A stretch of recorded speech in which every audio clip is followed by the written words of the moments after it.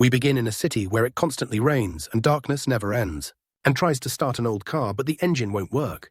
He is alone in this empty place, so he leaves the car and looks for shelter and supplies. As he walks through wet, abandoned buildings, he finds a house that seems safe.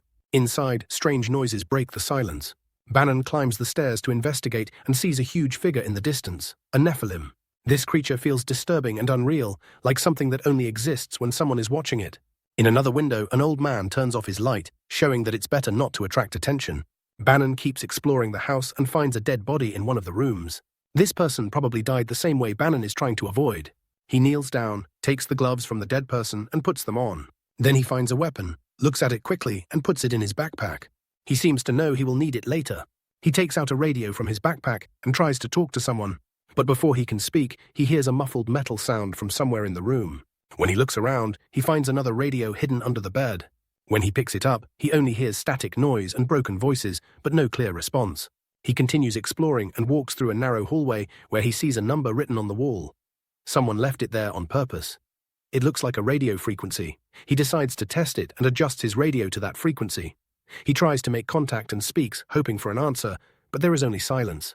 Bannon enters an old school that has been abandoned. In what used to be a party room, he finds traces of an old celebration.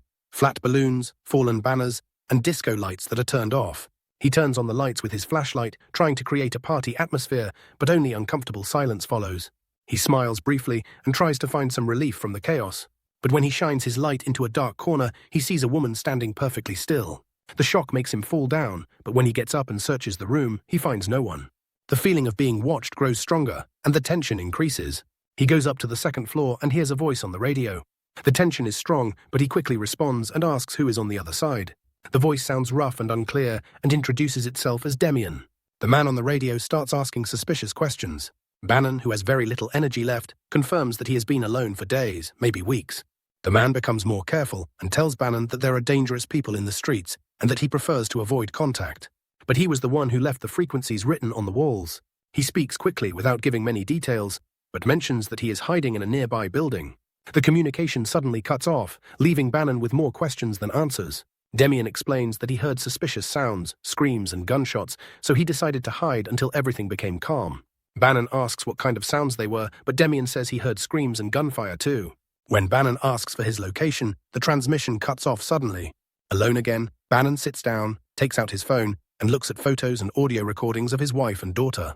While watching a video of his little girl, he looks to the side and sees a man who seems to be a younger version of himself. Outside, he manages to collect some rainwater. He smells the bottle, trying to decide whether to drink it or not. At that moment, the same man appears and says that if he is not sure, then he should not drink it. As he is about to take the risk, the radio starts playing again. It is Demian calling him, and he says he had to hang up because he heard new sounds.